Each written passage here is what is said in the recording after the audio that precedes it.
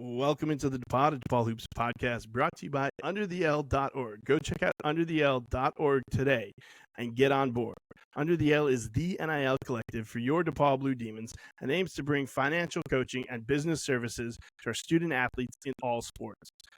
Your involvement and subscription to Under the L not only has a direct effect on the talent that can be brought and attracted to DePaul, but you can get some great membership perks from exclusive gear to larger social gatherings involving our student athletes. Go check out UnderTheL.org today. The train's leaving the station. Are you on board? On today's episode, we talk all things search season. We talk the new coaching vacancy at DePaul. Tony Stubblefield was relieved of his duties, and we get into that with Curry Hicks Sage, who is a hashtag search season expert on Twitter. And we get into all of the different names that are coming up this early in the process, and we get into the process as a whole. So I hope you guys enjoy that. So we'll get into that, and we'll talk a little bit more on the other side of it. We talked for about an hour and 15 minutes. Really fun time. So I'm going to keep it short, keep it sweet. Let's jump right into it. Blue Demon Nation.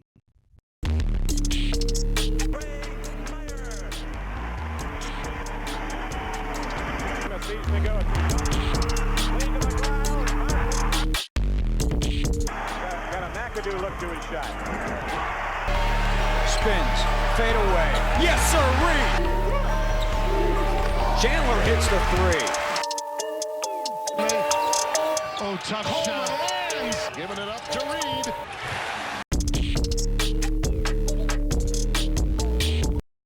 Welcome into the DePaud, a DePaul Hoops podcast. Thank you for joining me. Thank you for taking the time today to talk all things coaching search for DePaul. And before we get into that and before we get to our guest, the DePaud is also brought to you by Home Field, a premium college apparel brand that digs through history to find unique logos, mascots, and moments.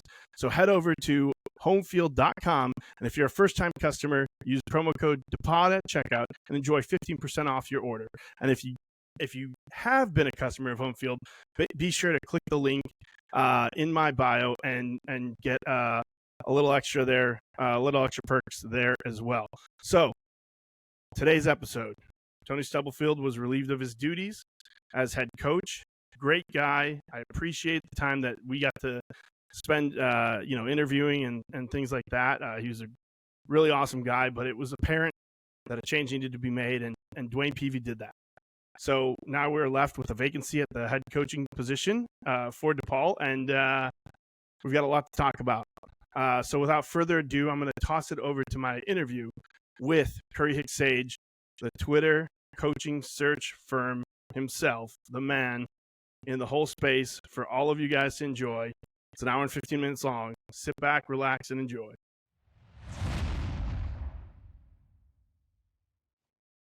All right. Welcome into the DePaud. Welcome in Curry Hicks Sage. He is the search season extraordinaire.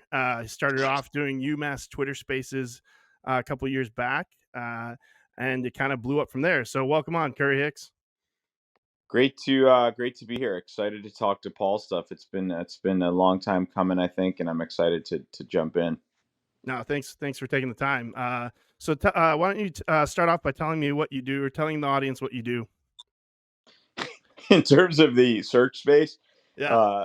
So Curry Hicks Sage, which of course is a play on the Curry Hicks Cage, which was where Dr. J played at UMass, kind of an old barn, great gym. And I didn't go to UMass, but I grew up next to the campus when Calipari was there, so I became kind of a diehard hoop head. And as the team kind of regressed, not terribly unlike DePaul in some ways, the account had blossomed a little, and there were a lot of people who followed it. And as we got into a search 2 years ago, and I had at that point over the years just gotten to know a lot of people in and around college basketball, I kind of was like, you know what, I got to use my account and any credibility or reach that it has to really cover the search that we're going through and make sure we get it right. And as Mr. Hotballs, the famous UConn poster, always says, cyberbullying works. Right. He's half joking, right? But I think there is an element in which kind of keeping that pressure on your athletic director and the powers that be who are making the hire by just, bringing as much informed daylight as possible to the process is good, because you don't want you want to have a say in the thing you care about and suffer through all winter, right?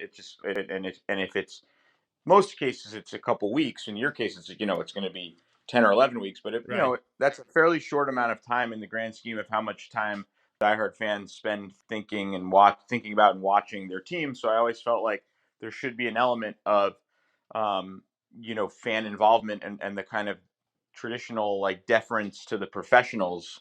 And I use that term very lightly because, as we've seen with a lot of your hires, they haven't felt terribly professional in terms of the way those hires went down. Right. But Right. that way of doing things, I just always took issue with. And then as I got deeper and deeper into that search, which led to uh, Frank Martin being hired, who I support and has been a very good hire, despite the fact that he's maybe the one person in college basketball who hates me. But that's that's part of the deal. As long as he wins, I'm happy. Right. But through that, because I just went so all in on the search. I think he was like, "Who the fuck is this guy?" um, and didn't help that his son started on the team the next year, and I had one modest piece of criticism on the internet. But we won't get into that. Frank's doing a lovely job. And I can't blame him for getting frustrated with a fan who, I have kids of my own, so I get that. But needless to say, after the show went down, it gained a pretty good following, and we were getting a lot of numbers each night. And I noticed after a little while that most of the people listening were not actually UMass fans. They were people kind of in and around the college basketball industry who were trying to track the coaching carousel, because of course, if UMass fills it, that means that South Carolina. It's like if who's Frank going to bring on his staff, and then and so they're sort of trying to glean little information, and then as I was doing it, a couple fans, and I got to give some of them credit, because some of the UConn people who historically were a rival of UMass were like, "This show is really good. You should just do the whole country next year." And so I said, all right, like whatever. So then last year, 2023, was the first I kind of coined search season with the SZN. And that was when I always had a fair number of contacts and, knew people around certain programs and this and that. But that was when it just like really blew up, and people I had kind of gotten to know during the first UMass search, helped me connect me to more people and more people. And now it's like just in a, sometimes I just am shocked that where this has gone in terms of who I spend my days talking to, and try to balance my life as a gainfully employed 38-year-old male in New York City with two kids, and the typically month or two of search season. But now it's like with Huggins It's year last round. June, and then this, it just becomes whatever. And then it's become like kind of an honor that anytime there's a search opening, I just get people who feed me stuff, and sometimes they're full of shit, and a lot of it is me trying to figure out you know the veracity of the rumors I'm getting, what's true, what's not, and hunting stuff down. And I always say, I I I'm not a straight journalist. Like, I will tell you tonight, I'm sure as we talk, there are candidates that I've always been fascinated by what it takes to run a college basketball program, and I've always been fascinated by what what uh, information and kind of factors go into making a decision on who should lead it, and kind of the politics and power dynamics and kind of palace intrigue behind all this stuff. It just combines a lot of my interests, even outside of basketball. And so, um, but I've never professed to be, like doing some independent, completely impartial, objective journalism. Like I will, there's journalistic component to it in terms of the information gathering or whatever. But I'll tell you, like, if I think someone's awesome or someone's like horrible, and I think there's a very subjective, evaluative element of this, and I ultimately want programs like if people are like, "What's your agenda? Why do you pursue this so much? Like, what's your angle here?" And I think, and this is a very long-winded intro, so I apologize No, it's totally for great. taking. But I think I've come to a place where My agenda in part is to change. If I and it sounds a little ambitious, but is to change the way the conversation takes place with respect to what constitutes good coaching and what constitutes a good set of hiring practices. Because a lot of the conventional wisdom around this space, and I become, for whatever bizarro reason, just fanatically obsessed with it. And I just think it's just been done so terribly so many times, and there are reasons why that is. It's not just like, oh, you got it wrong, you know and it goes much deeper than basketball. It's stuff we all touch on, I think, in our professional lives, and that, frankly, I've been personally in different parts of my life on the unfair end of, and the like, I've been the beneficiary of getting jobs that maybe people were more qualified for, and then I've not gotten jobs that I was more qualified for. So it's something I think that's actually quite universal. And once you kind of realize that, oh, like, yeah, it's just a job search, and all the dynamics that encompass it are present in all their searches, except that here, in many instances, you have fans who suffer through the consequences of it, not just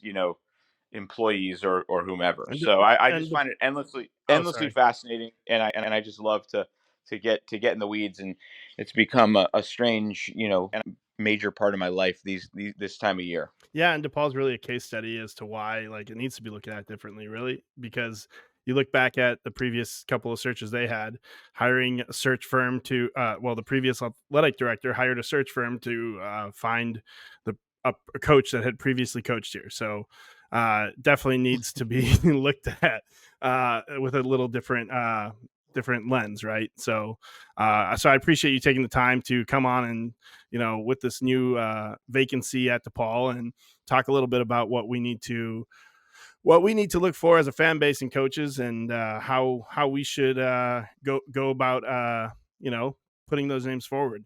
Um, yeah, Yeah, and I should say, with all this stuff, my dad always used the phrase, there's a lot of ways to skin a cat, and I think that's true. There's not one great way to hire a coach, and there are competing theories on how to do this. And I think every job, one of the things I like about the search space is that every job's a little bit idiosyncratic.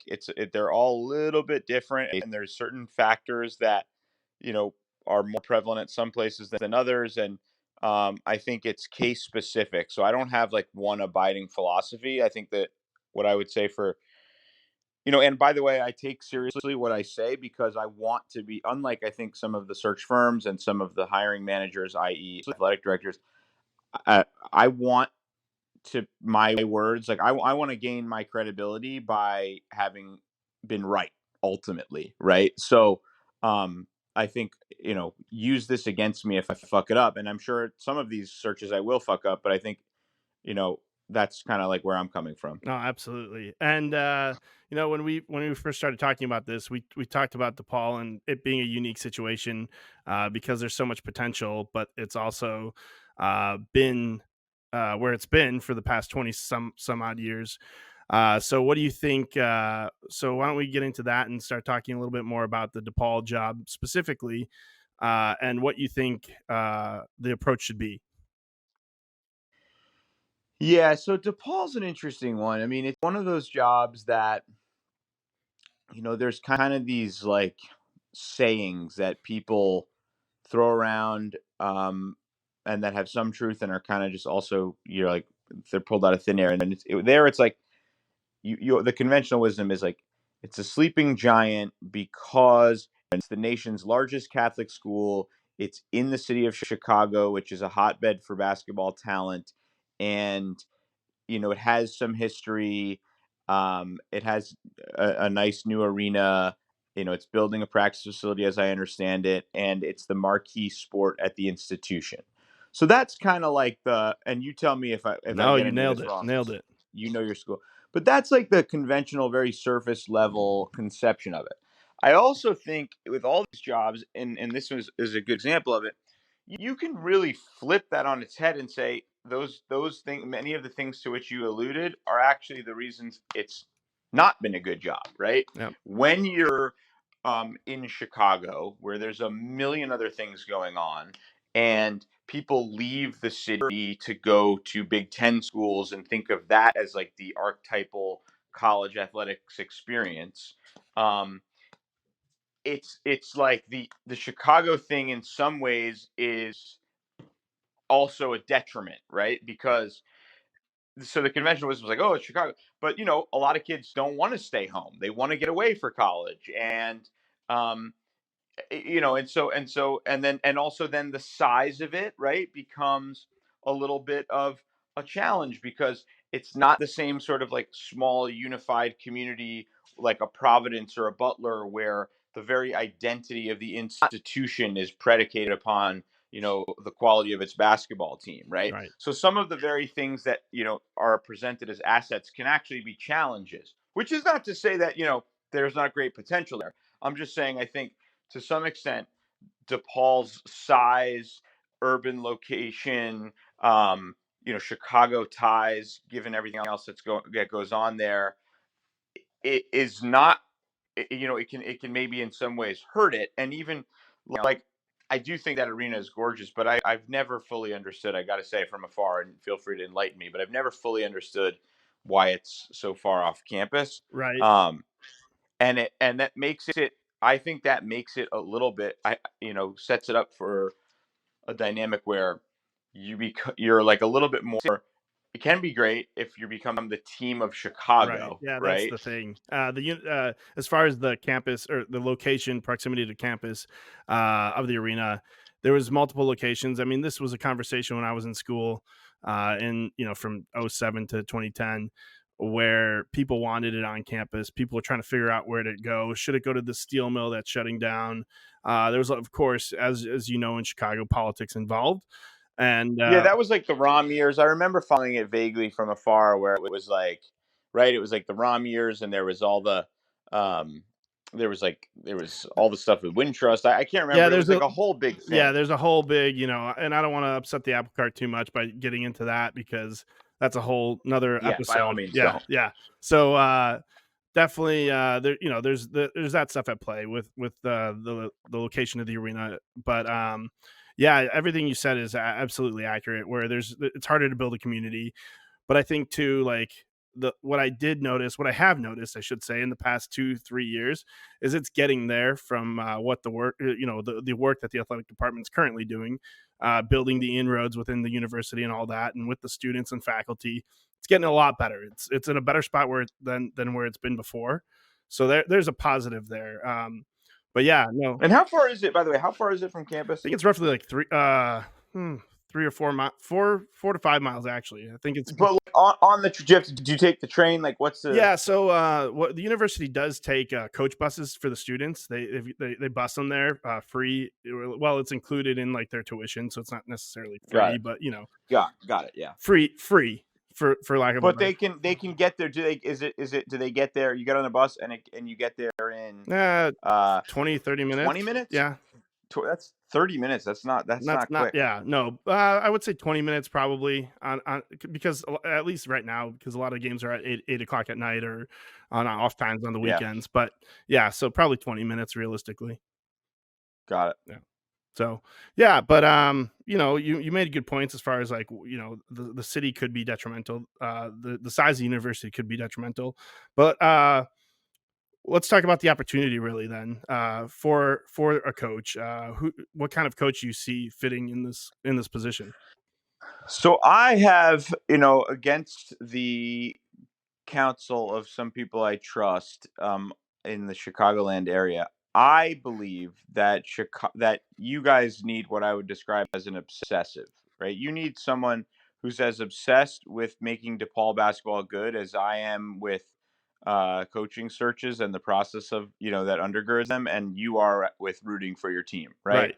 You need someone who's just thinking about this almost in a what I would describe as a borderline Aspergian way. I don't mean to knock our friends in the Asperger's community. I'm just saying like there's an element of this where it's become so hard to win there that becomes self-fulfilling at a certain point. Sure.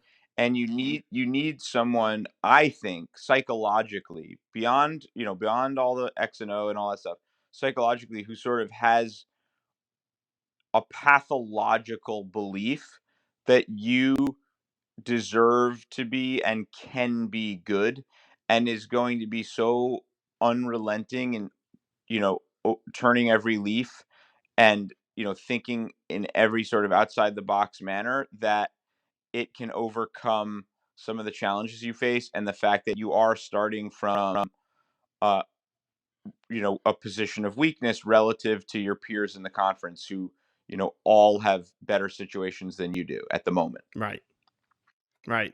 So it starts with an obsessive. And I think that doesn't, now, obviously, in an ideal world, there's an obsessive out there who has incredible Chicago ties, great relationships in the NIL world, in the booster community, that can help raise NIL funds, and, a million other things. But I think that, to me, implied in the obsessive is someone who's actually done this, someone with head coaching experience, probably at somewhere less prominent, because if they were at somewhere more prominent, they wouldn't be coming down to DePaul. Let's be honest.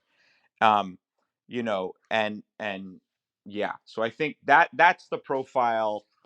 I am leaning toward on your job right now. Doesn't mean I can't be convinced otherwise, but that's, I've kind of tried to. And there's people I trust who have told me, no, you have to get Chicago, and I'm just like, they've tried that before. It hasn't worked, and, I'm just not sold on that idea. Yeah, and the hard part for me is, while I understand the fact that like people want to pursue Chicago ties, and we'll have disagreements within the fan base on this, of course, but the reality is, basketball has become so borderless with AAU and guys going to prep schools and leaving their town, and really there's not that sense of pride anymore like there was in the 80s, right? There's no, I want to stay home and I want to win for my city. And that's kind of gone by the wayside a little bit, but A a lot. lot. And Yeah. by the way, I had a really interesting source from the grassroots basketball world make the point to me yesterday. He was like, first of all, what a lot of people who are sort of pushing that, like, you need to get Chicago kids thing, aren't getting is, A, that over the last bunch of years, 10, 15 years, because of a million different forces, including changes to the city population, gentrification, a million other factors, you have kind of the Chicago kids, and then you have Chicagoland kids, Yep. right? Chicago area kids. And not to say that both of those wouldn't be interested in DePaul to some degree, but it's more fractured than I think people appreciate. And I think the people who say you got to keep Chicago kids home, what they're really saying is you have to maintain good relationships with two or three prominent AAU programs in town. And I don't disagree, because look, DePaul's is always going to be, especially in the portal era, it's always going to be a great home for second chance kids from Chicago who it didn't work out at their first stop for whatever reason, and then they want to come home. So yes, you know, but you can do that through, bringing a recruiter on staff who has great ties with those people, and deferring to them on some things, and build. And also, I also just believe, like, look, and some people say this is old fashioned, or naive of me, but I also believe in just the power of building great relationships once you arrive somewhere, Right. right? And if you have someone who has that kind of obsessive passion for something, I think that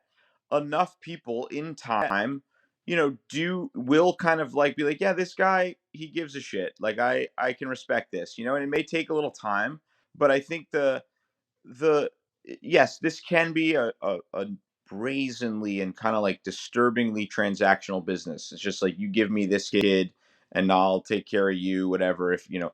But I still believe, like, you got to form relationships. You got to do the legwork, no matter who you are, and that's incumbent upon whoever gets the job when coming to Chicago. And the idea that just like keeping a guy in town who has a lot of respect from AAU and high school coaches, that unto itself, to me, does not qualify you for a Big East head coaching job, unless you've shown that, again, like, if you find a guy, give me the name. You know what I'm saying? I think that's, the names I've heard are typically assistants. And I just don't think that, sorry, when I say the names I've heard for that kind of like Chicago connected dude, Right. are typically high major assistants from the Chicago land area. And it's like, maybe they would be great. Maybe. And I could be wrong. But I am so obsessed with the belief that you cannot use DePaul to do on the job training when it comes to learning how to be a head coach. Now, and I really mean this. If you have 5 years, 10 years as a head coach at high school or NAIA or JUCO, and then you killed it as an assistant at a high major, now that's a candidate I would look at for sure, just because I think understanding just like what it entails to sort of lead a program. It doesn't matter the level so much as just having a sense of the cadences of it and like what that looks like. Now I'm okay with, like, there's some guys I think are terrific, or associate head coaches at Power 5 schools, and almost without exception, there's a couple exceptions, but without exception, those ones, they have a great sense of themselves in no small part because they were JUCO coaches early in their career, high level AAU coaches earlier in their career. They've worked the sideline, and that's really significant because I see every year guys with great reputations as recruiters or whatever, like basically your past coach, right? And it just so rarely works, especially the higher up in the game you go. So, There are exceptions. right. There are Right. exceptions. So But let's can we get into names? Can we start talking names? yeah, let's talk All right. So names. one of the name. Do you want me Yeah. to say? Yeah. No. Do you want to throw? You go. You throw the names out there. I'll let you lead that way. Well, I mean, so do you want me to say names I'm hearing or names I think would just be Let's good? start with names that would be good, and then we'll go into names you're hearing. Yeah, and I guess at And if this there's point, any because I've overlap, been right? immersed, there's a lot of overlap. It's like it's basically just my DMs are a flurry of activity of like rumors and whatever. Sure. So, like I've heard, for instance, Will Wade as a name, but then I heard like, no, you're somebody said today, the powers that be there may be uninterested in him because of his past or whatever. I don't know that that's true or not. I think he's the best. Whatever happened in his past in terms of which frankly all that stuff is basically legal Right. now. I can't even remember the details of it. So now he's at McNeese State. There's a 2-year show cause penalty. I don't know what that actually entails. He had to sit out the first 9 games of this year. I don't know what that would mean if he were to get hired at DePaul next year. I do think he's a fantastic coach and would 100% win there and be unafraid of going up against the big timers in that league, and has tremendous recruiting ties all around the country and gets his guys to play super, super hard. I also think, Louisville might be intrigued by him. I don't know that West Virginia would, but I mean, there's other jobs where he'd be more than qualified. He was really good at LSU. He was really good at VCU. He was really good at Chattanooga. He's won everywhere he's been. He's been at Harvard, I think, as an assistant. So he's done it at all different types of levels, and he's very good. There is some rumors that there's no interest in him on your front at this time.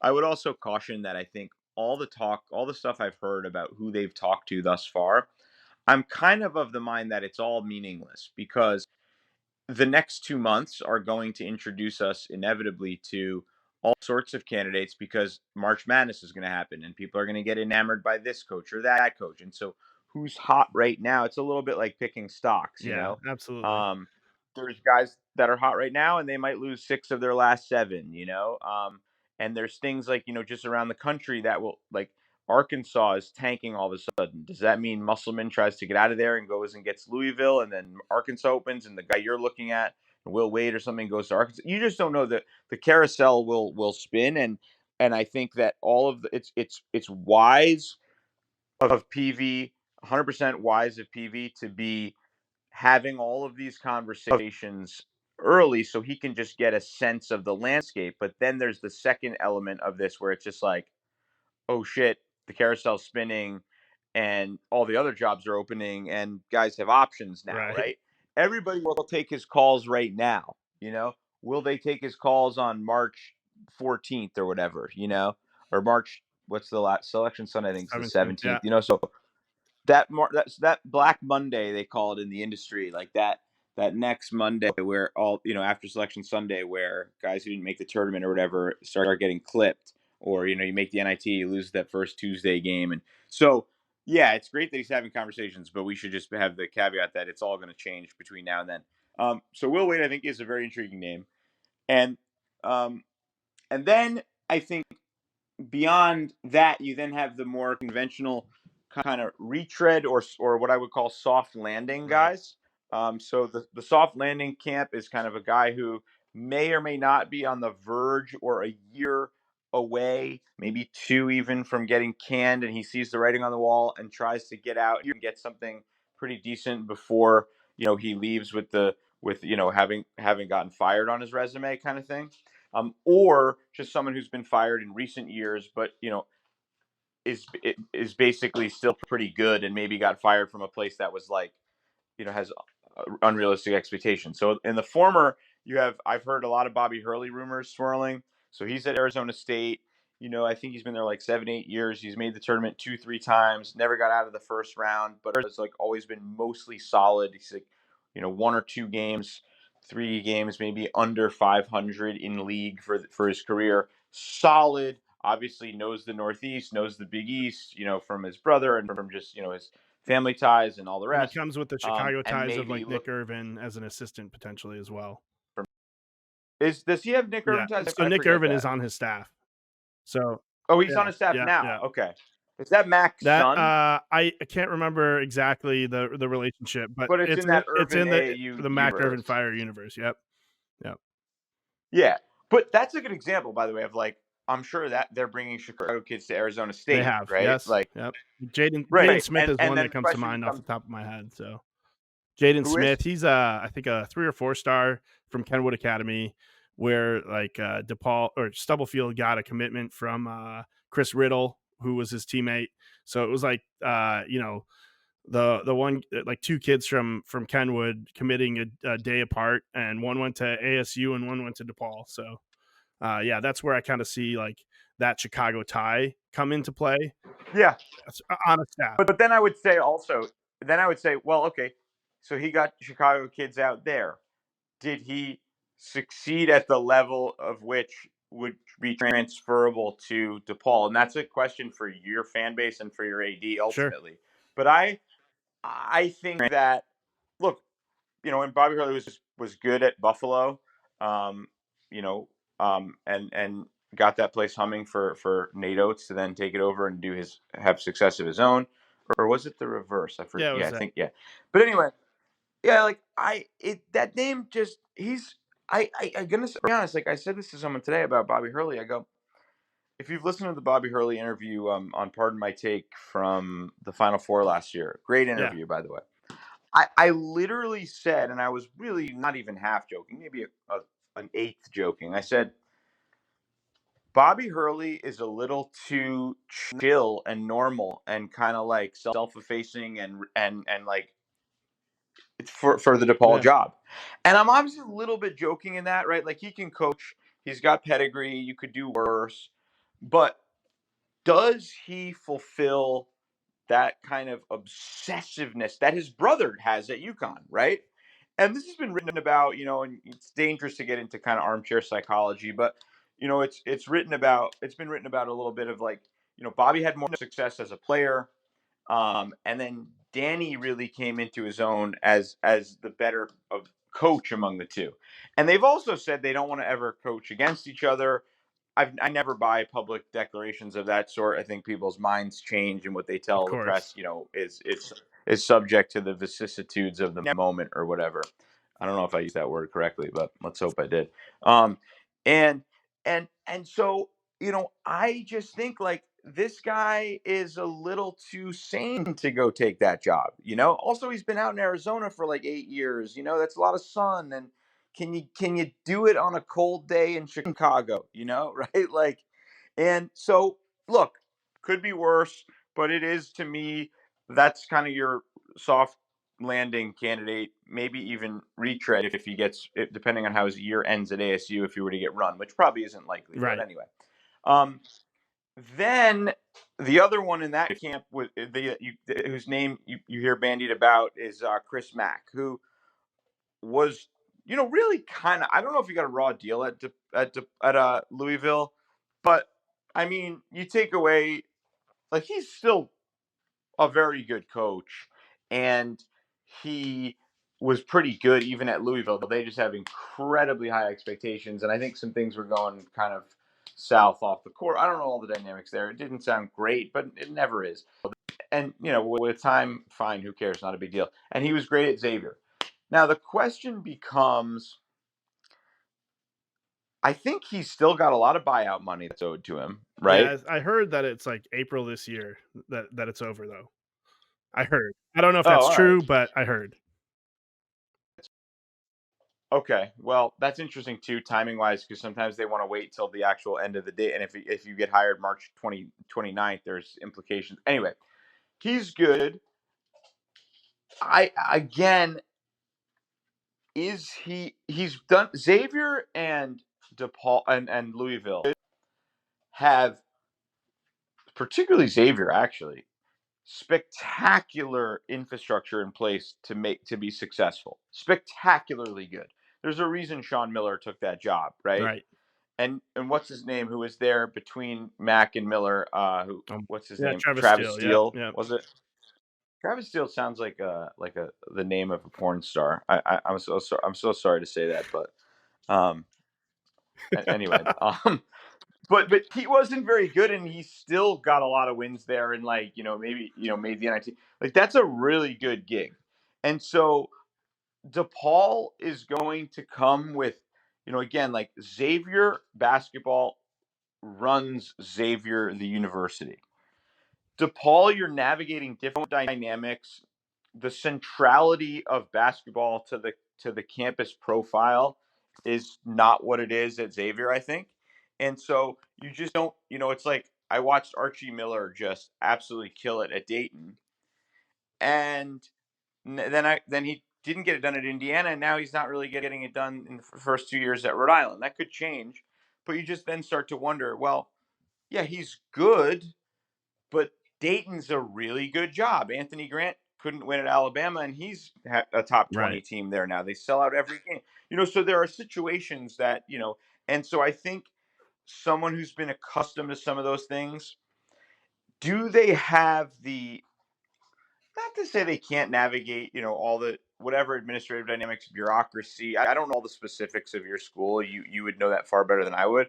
But, like, does that, I just haven't seen him do it at those sorts of places, and so I always wonder that. And then, he's a little older, he's got money, like, he's, just, I do, again, I don't get, he's a good coach. I'm not trying, Yeah, it's not, no, it's not about him. I think I get what you're saying. Like they all have Yeah. they all have that infrastructure. Whereas like DePaul right now is trying to get to that, right? That's the model that they're trying to get to, where they've got the school behind them, they've got the facilities, they've got it all, the NIL built up.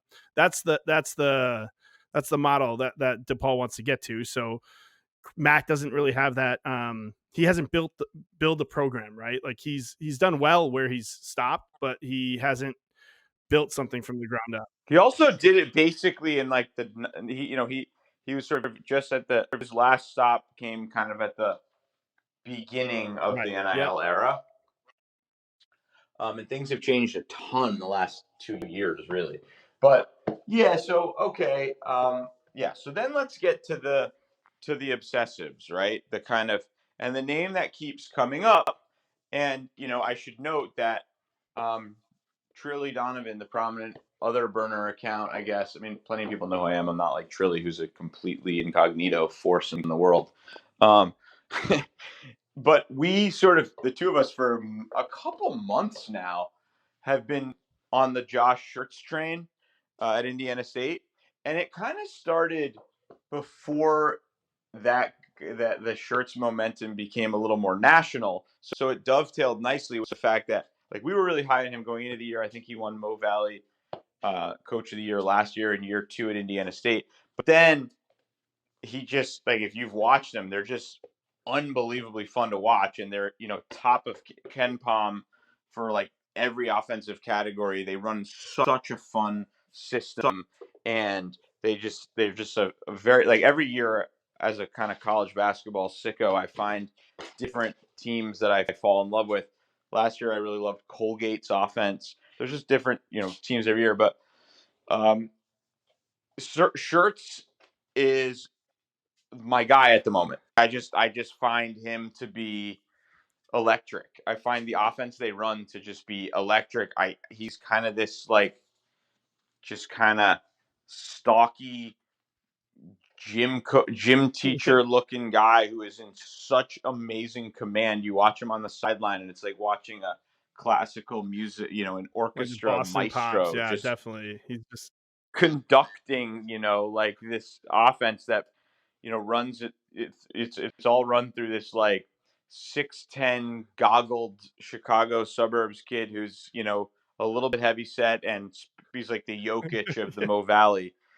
Um, and it's just like the way they create, the lanes they get to the basket and the wrinkles that come out of it. And he really lets them play too. There's like clear principles that are undergirding it.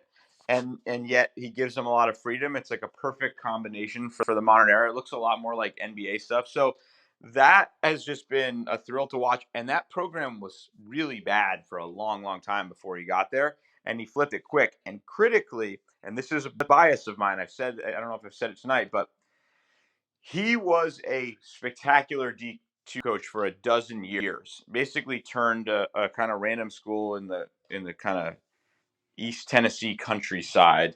I think it's called yep. Lincoln Memorial. Maybe That's I don't know how to pronounce the yeah. name of the town, but Yeah, Haragodi or something. And just like a random place, right? And like he turned that place into a straight up Division II power. And um and people in the game, as I got into the search, season stuff, people were telling me about this guy. I think even when he was in D2, but certainly like right when he came to Indiana State, they were like, that was a really good hire. And so I was like, whatever, I'll. And then last year they broke through in year 2, and so you look and you say, well, this guy's been essentially the only years he's been 500 or below were his first year at Lincoln Memorial and his first year at Indiana State. And by year 2 of everywhere, that culture was in place and they were humming. And now by year 3, they look like kind of the FAU right. of Yeah, last year, absolutely. right? And I think interestingly, like you look at FAU last year, because I think Dusty May is one of the best coaches in the country, but Dusty didn't get it really, really humming at that level till year 5. They gradually kind of, but you stop and say, well, Dusty was an assistant at Florida before and other places before he got his first head job. Whereas so it takes a little while to just kind of get that head coaching Yeah. groove. Whereas Shirts had done it, and so some people are always like, I've been an advocate not for DePaul but for other places to go straight to a D2 guy, and they'll be like, oh, it's such a learning curve. Well, you can't say that with Shirts. He's done the 12 of D2, fine. Because like there's a guy, Ben McCollum, that I became obsessed with on my show, who won like 4 straight national titles in D2 at Northwest Missouri State. And I was like, this guy's the guy, blah blah. And everyone's like, no, you can't make the jump from D2. Well, in the case of Shirts, he's already made the jump. So the jump from D2 to Mo Valley to DePaul, I think is appropriate, right? And he's done it everywhere. So that's the name of in the obsessive camp that I really like. And then let me just go to my notes because there's been some people sending me DMs on like who's getting thrown around. Apparently, Denzel Valentine at Loyola has had his That's a name bit of a thrown head around. scratcher. He hasn't Um, had like a ton of success there. they struggled a Yeah. lot last year. He took over Porter's group. I guess 2 years ago they were pretty good. I think in year 1, then they moved to the Atlantic 10. Struggled a little. Or no, No, wait, is this this is year 1 in the year 2? Oh yeah, you're right. Yeah. Yeah. So year 2, he's been much better. And frankly, I mean, I watch them because I'm Yeah. an A10 guy. They had a lot of like unbelievably like close losses last year, and they looked okay. They just couldn't make shots, but they moved the ball. They look coherent. He's really young, is really plugged in, and they are good. They've turned the corner a bit, and he has a really good rep. Again, like if you've got 2 years of experience as a head coach, I just don't think you've seen enough of the sorts of wrinkles that you're going to encounter at a DePaul in terms of adversity on and off the Right. court, right? And you got to remember, like, yes, the A10 has really good coaches too, but the Big East right now is among the greatest collection of coaching talent college basketball has ever seen, you Absolutely. could argue, Absolutely. right? I mean, Butler has a guy who's been in national title games. You've got Rick Pitino, or maybe the best coach ever. You've got, you know, Danny Hurley, who's maybe going to win another national title this year. You've got Shaka Smart, who's been made a Final Four, and then was at Sean Texas. Miller Like, I too. mean, Like it's it's just just yeah, absolute. it's what do you call it? A murderer's row of coaches. Yeah. And so like Denzel Valentine, in a similar way to when Providence hired Kim English this year, I was like, yeah, I think Kim English can coach. He'd been at George Mason for 2 years. I was pretty impressed. He did some good stuff. But it's like he's 35 and it's the Big East. Now, there, Providence has one of the top 5 practice facilities in America. They have an unbelievable NIL situation. Their arena at the moment is among the toughest to play in the country. I'm actually going. I've actually never been, weirdly, as a guy who's from New England originally, but I'm going to the Georgetown game this weekend. Um, and but the point is, like, they have so much in place already, and again, it's a place where basketball runs the school. And I think that's not the case at DePaul. Having someone who's kind of done it weirder places and has encountered, the sorts of adversity that you do is helpful. So I'm not opposed. He's good, but I also not sure like it makes sense for him. Like I think he Yeah, can where he's win at. Yep. a couple more years in where he's at, and um, and then I'm trying to just see because somebody just said I'm looking at this text. Who is my brain is fried, but who is Simon. Simon? Oh, he's at hold on. I'll tell you in a second. I was just looking at it. Yeah. Todd Simon, he's head coach at Oh, Bowling Todd Green. Simon at Yeah. Bowling Green. Yeah. Good coach. Good coach. He did it at Southern Southern Utah Utah. for 7 years, 6 years, something like that. Yeah. So that's the kind of thing where, right, and I should note, the MAC is loaded with really good coaches who do it with relatively similar resources to their peers. So it's like whoever wins that league is typically like really tough and well coached, and they've had to earn it. I'll tell you, like Todd Kowalczyk. I don't know if there's any interest in him. It's not a name I've heard thrown around, but Todd Kowalczyk at Toledo, like they are awesome every year. And he is one of these guys, he's probably pushing 60. He is one of these guys who's just never won the MAC. And they've won the regular season like a zillion times. They don't win that tournament, and then he doesn't get the attention and he doesn't get out of there. And that's, I will say, you look at Rutgers, which is Sure. similar to you guys in how and Steve Peichel, who's now really got it going there this year, kind of notwithstanding, but they have the top, Right. 2 of the top 5 kids in the country in their next recruiting class.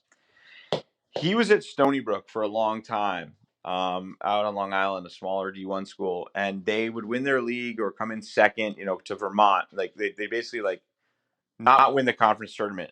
And finally, after like 10 years, he won it, and Rutgers like hired him. And I always think, by year 6, he was Yeah. really good. You could have just hired him 4 years earlier. You didn't? Did you have to see him get it done for 2 days in March to be so That's one of the convinced? wrinkles though that you talk about, So, like that's so focused on, because I hear that even in our fan base today. Like, I don't want a guy that has only made it to the tournament. I want him to have won a round, or I want him multiple. which is Yeah, insane. I think that's the dumbest logic, and I will say that having said it's the dumbest logic, I also get March is March is heroin, right? You get so intoxicated, like when Shaheen Holloway. So, as a UMass fan that year, people in Shaheen's camp were coming to me early in the search season stuff, and they were like, "Yo, this is the guy," whatever. And at that time, he was like year 3 or 4 at St. Peter's, really good defensively, analytics wise, but they were like reliably 18 and 13 kind of thing. And I was just like, thanks, but no thanks. It's the MAAC. Like, I think we need to go bigger, whatever. And 2 weeks later, and Rick Pitino, who is a UMass alum, came out with a tweet saying UMass should hire him. And I was like, Rick, you're sabotaging your alma mater. And like, I lost my shit.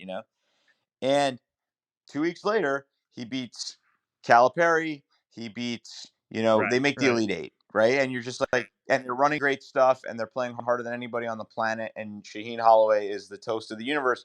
And now he's doing an amazing job in year 2 at Seton Hall, his alma mater, which reportedly didn't want to hire him, but then their hand was forced by that run because, of course, you literally have a guy in Jersey who went to the Elite Eight farther than you've been in years, and your coach leaves for Maryland. You have no choice but to hire him. But it's turned out very well. But the point is that going into that tournament, and by the way, it's turned out very well. So there are instances where the tournament sort of gives you that stage where everybody's watching, and you can make the case that the ability to perform on that stage is unto itself evidence that you should have a bigger job. But there are other cases where guys who are kind of career 500 types with 1 or 2 good seasons, they then make a tournament, win 2 games, and everybody's like, oh, this is the guy, and they get a huge job, and it's kind of like all Yeah. for naught. And so I think don't overweight the appearance, the performance in March. Now, obviously, like if you look at Dusty May last year, the team was 35-4. So I'm saying it's so interesting, right? Because let's say he goes 31-4 last year, as he does in the regular season, and instead of beating Memphis at the buzzer or Yeah. whatever, 2 seconds left, I can't remember now, he loses that game. Well, now, and let's say he comes back this year and they have a similar season but lose in the second round. Now he might be in the Right. mix for DePaul, but because he took them to the Final Four, and I should say, had he not taken them to the Final Four, he should have been in the mix for Louisville because he was just that good, right? And it was like you looked at the progression there, and then the crescendo of the 31 wins.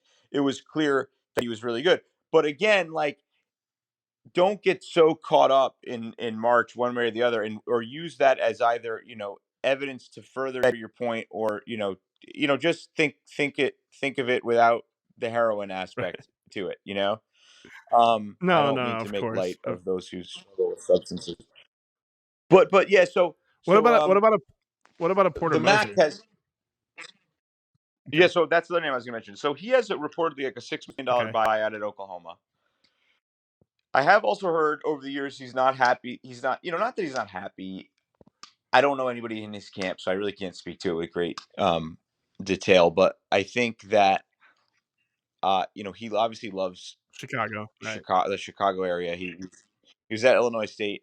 I gotta say though, and what he did at Loyola was spectacularly impressive. Don't get me wrong, but I was like going deeper into the Porter file today, and I was like, you know what?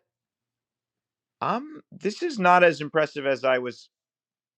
He would be really good at DePaul. If you can get him, get him. I don't think you can get him because the buyout's really high. But I also think there is this thing that happens when a person makes a Final Four where it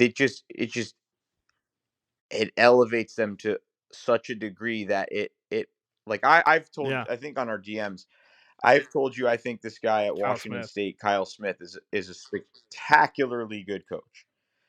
And the reason I think is not really because of his record, although his record for his career, I looked today, is better than Porter Yeah, I couldn't believe that Mosier's. when you told me that. And Yeah. Yeah. shocking, right? And he's done it at arguably harder places.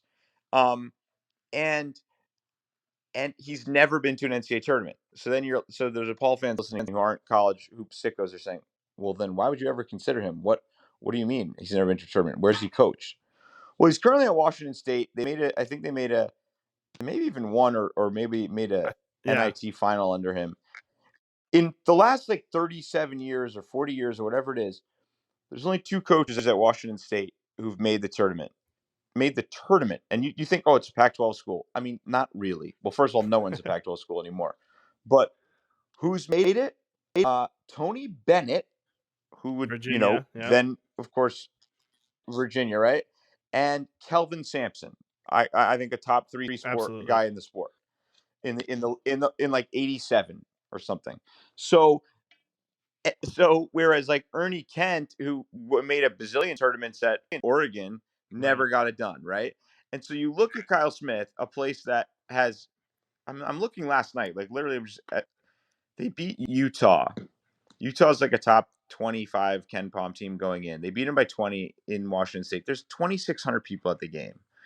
Utah's really good. They just beat Arizona. They're 47th in Ken Palm, but the reality is they probably will miss Yeah. the tournament, once again.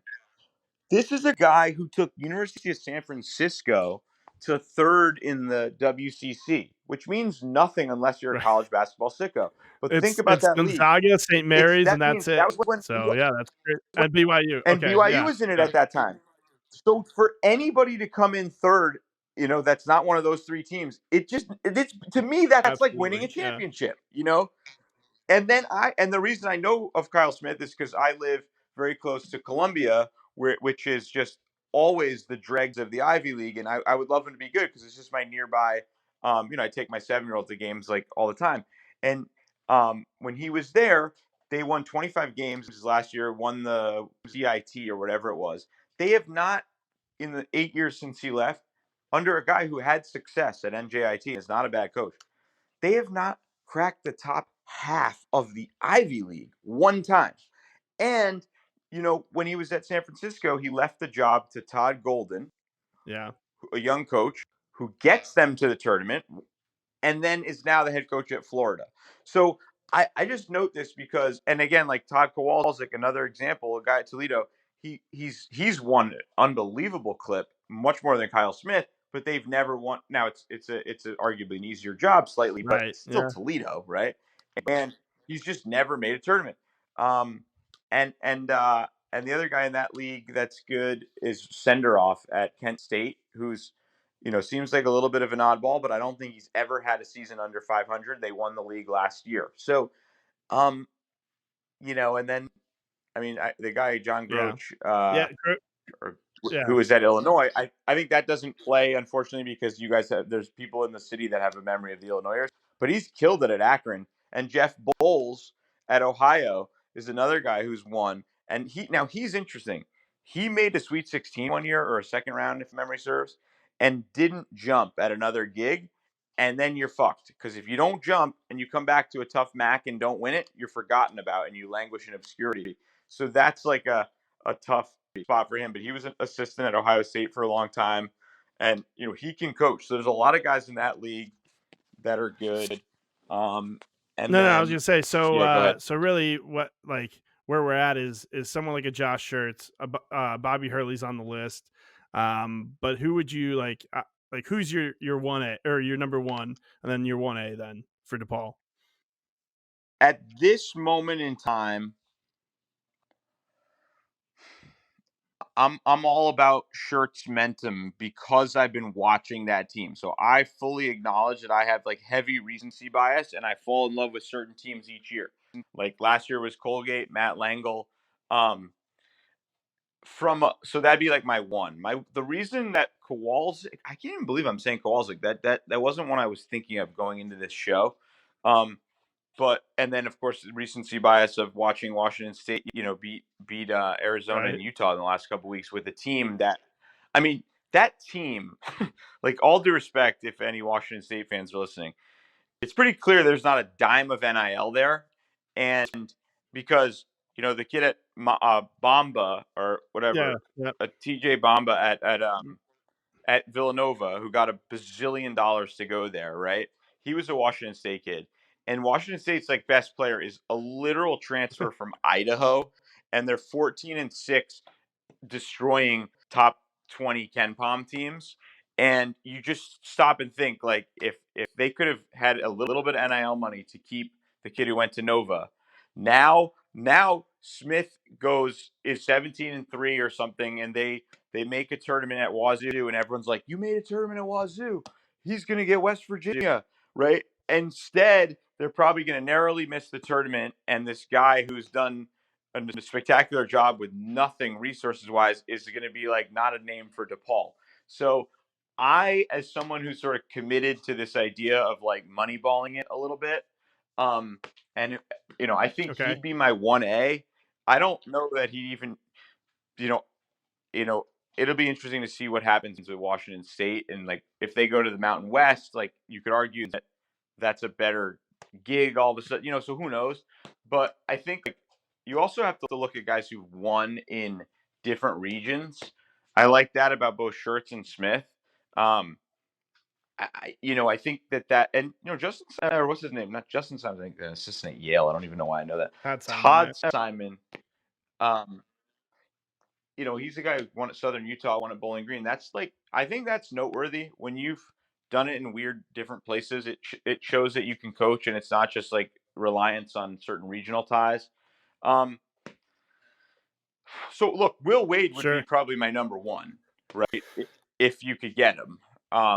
He's proven he's done it. He's an obsessive who's also just really good and has won at a high level. If that falls through, I'd say like Schertz or Smith or something like that. And I recognize that, for example, like Darian DeVries at Drake, like the Missouri Valley is really good. So Darian DeVries is really good, but Drake has been good at other times. That's why I like Schertz. Like what I like about Schertz and Smith, and the reason I note those names and Kowalczyk and names like that is when you've done it at places that are really hard, you can't look at this in terms of like absolute win totals. I mean, the fact that Kyle Smith in the Pac-12 has more wins this year than a Villanova team with like a $3 million NIL budget, it's like that is just unbelievably. It's also unbelievably embarrassing if you're Villanova. But I don't know if your NIL situation is going to be for real. Then I think you can take different chances here and there. And obviously, if you get Porter Moser, he's got great Chicago ties and he's a hell of a coach. So go get him, sure. But if assuming you're going in the more non-traditional camp, Schertz, Smith, Kowalczyk, Senderoff, and again, then I have to ask you, how much do you think winning not just the press conference, but winning the kind of extended off-season marketing and public relations campaign, how people often are like, oh, don't hire to win the press conference, but the reality is the press conference can be 8 months, and if you really nail those 8 months, you can build a lot of momentum, right? I mean, I think that's huge because matters? the reality situation is the reality of DePaul, right? Is NIL is weak. They need NIL big time. That's why I think there's a little, the timing of this is just incredibly sharp by PV and his group, because we're going into next week is the Blue Demon Challenge week, which is the biggest fundraising week of the university. It's actually the biggest fundraising day of the university. And I think that's a sign, right? Like that's what he's going for is we need someone that'll propel the NIL, will propel the fundraising aspect of this, because that's a huge deal these days, because it's so integral to getting players, keeping players, and then and then lather, rinse, repeat. I think that's huge. You need a guy with a personality. You need a guy who's going to be the center of attention in the room. And I think that's where like the Stubblefield, great guy, but he just wasn't. He didn't have that personality, and he didn't have that. Yeah. By the way, if I could just interrupt you, I am watching in real time as University of San Francisco, where Kyle Smith used to coach, then Golden took it, and now Chris Gerlofson is there, come back from like 15 down to cut the lead against Gonzaga to 3 on the road. and I'm very impressed with Chris Gerlofson right now. His dad was a coach at UMass in the '80s, so when I was born, so I'm a little bit familiar with that program. But uh, they're like That's crazy. 15 Yeah, and no, five. that's Like San that's Francisco is tough. I mean, but they played at DePaul earlier this year, part of one of the on campus games for the Arizona tip off. And I mean, they beat us pretty decently. And they have I think his name's I think they call him Mongolian Mike. Is he at San Francisco? Yeah, yeah, yep, yeah, the yep, transfer from Dayton, he's awesome. But I also heard, interestingly enough, like I heard that they have a really good NIL all of a sudden. They didn't.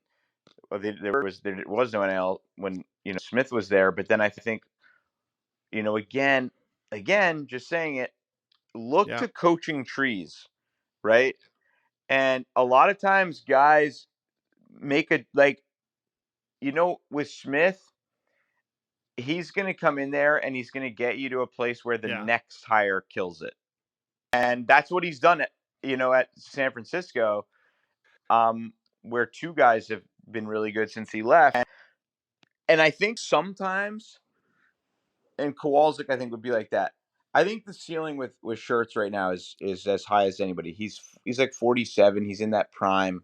That's kind of the name Yeah, I think I is love the it. I mean, sexiest. that's where it Also, took me just watch the exactly team. that's where Watch them. that's what happened. Like you mentioned that name a couple months ago, and I was like, nah, like that doesn't like Indiana State doesn't really do much for me. Doesn't move the needle. Then I started watching games, and I'm just like, oh, okay. And then you start watching more and more games. It's like, oh, okay. And Robbie Avila is just unreal. And the poetry in motion that his offense is just it's crazy. It's definitely like almost like the 7 seconds that D'Antoni used to run. Obviously a little bit slower than that, but like the that kind of offense where just things are constantly moving and you're getting shots up, and that's fun to watch. Buckets matter. So It's really fun to watch, and I think a lot of those kids are coming back and could straight up come. I mean, let's be real. That team would beat the current DePaul team by 25, and you can bring some of those guys even before you get your NIL figured out. I think probably there's a loyalty to their coach. I don't really know, um, but look, the other thing is like you never know. Like, what if down the stretch, Dusty May or a name that was really hot last year, kind of tapers off. um, tapers off, and now like they get West Virginia and DePaul and Yeah, whatever gets Louisville or scared something like away. that, or Like, Michigan too so if I that think opens again up. that's why. Yeah, like that's why all of this is so subject to what happens, and I think the crazy thing about college basketball is like, look, people's stock materially changes a significant amount in a 6, 8, 10 Yeah, week window yeah, all the time. How hot was Eric yeah. Musselman a Really, I year mean, ago? he was the darling, right? He was all over the place. Or Mick Cronin at UCLA, and then you just have, you tank, a half of a season, and everybody's like, oh, like Yeah, forget it. no, Porter Mosier, not that hot last year. Now they're like yeah, top 15. it's a fickle industry, really is, and I get it because there's a lot at stake, and I think I'm excited to see where this goes for DePaul, and I appreciate you taking the time tonight, Curry Hicks Sage, and I look forward to doing maybe more spaces and stuff like that as the months roll along. So thanks again, and I'll leave you with a closing comment. Well, thanks for having me. I'm not really sure why I find this stuff so interesting and why I talk to everybody in this universe now, but it's become a thing, and it's for stuff like this. I just think it's so fascinating, and I would always say this, you know, to your fans, to your listeners, to the fans of your program, don't let the school gaslight you into believing that by virtue of being in this industry, they know that you have no place to play in this and that they should just defer to you. And the reason I say that is not because PV doesn't know what he's doing. He very well may, in fact, may, but he got the last one really, really wrong. And what fans can do, if they do so respectfully and within the bounds of reason and not, don't be obnoxious, whatever, but fans can make clear what is and is not acceptable to them. And if there are, there will be names bandied about that will terrify you. You'll say it seems so brazenly obvious. Trust your instincts. You're probably right. There will be some random retread who tries to get in the mix here.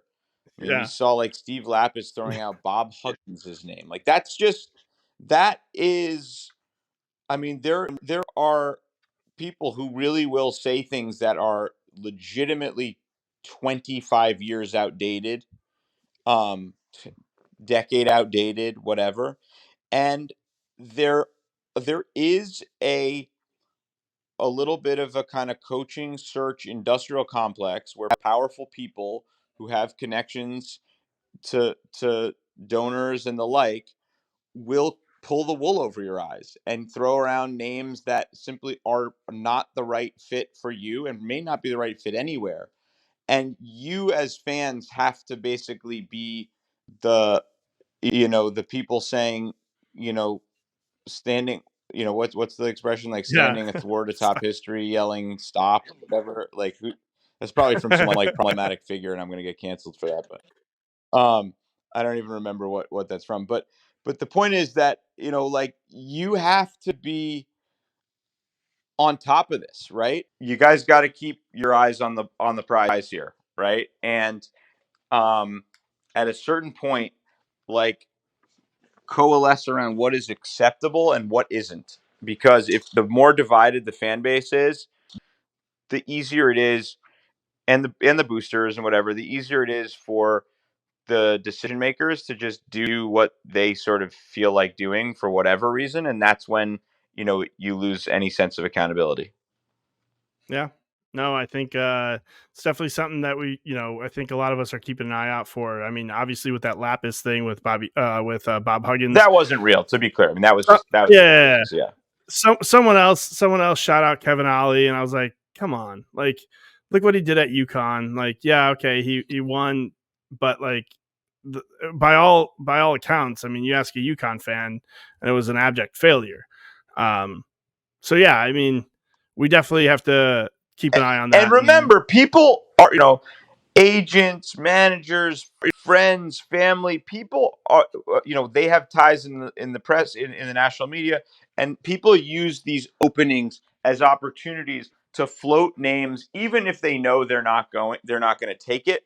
It's a way for them to put people back in the public consciousness, because these are the only times when people are kind of thinking about this stuff. So try to, what's the like signal to noise ratio or whatever, try to Right. filter out the noise, because a lot of it is just sort of silly business to, but if you guys as a fan base and you have some clout with your people, and like, if you guys can amongst yourselves, and I always think like fan bases should take the lead on this. You guys know more about DePaul than any national reporter or even search season sicko. So you guys, with the council of people who sort of follow the national landscape being in your corner, like, I want you to be good, right? I think it's the best thing in college basketball, because let's be honest here, at the end of the day, this is all kind of silly, the fact that I made this a passion project. I've been talking to you at 11:20 when I got to get my kids to school in the morning.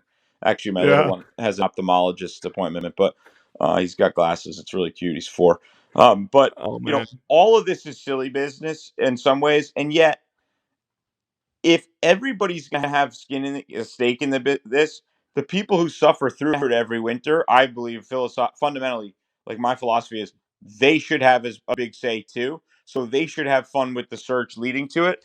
And people say, oh, well, what do they know? It's like, well, you're the same duo leading this search, as much as your AD seems to know what he's talking about to a certain degree. He and this search firm hired the last guy. So, Yeah. That in itself takes away the notion that, like, look, if there are certain ADs who kill it, right? And get great hires. And if you have one of those ADs who's done that, I think it's like, yeah, we got the guy, do your thing, I trust you, whatever.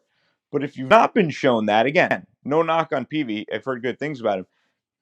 You can't rely on that. Like, you guys have to, there's a grassroots element that it's like when the leadership of a political party steers it in the wrong direction, the grassroots have to come and right the ship, and Right. sometimes the grassroots are cockamamie and, batshit crazy, but sometimes they have the right instincts. And here I think you guys do.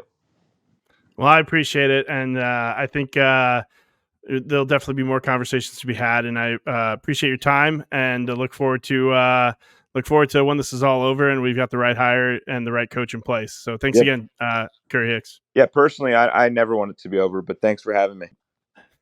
Thank you. Later, guys. Wow. Yeah, that's it's going to be a fun couple of months here to go through all of this coach search and follow along. I mean, things change by the minute in this whole thing. So until there's a name that's out there that's holding up that 24 DePaud jersey next to Dwayne Peavy at Wintrust Arena, we're going to be following it. I hope you guys join me for the ride. I'll continue producing more and more content to go along with it. So again, thank you for joining me. Thanks for taking the time out of your day to listen to me talk to Curry Hicks about the coaching search. And until next time, let's go Blue Demons.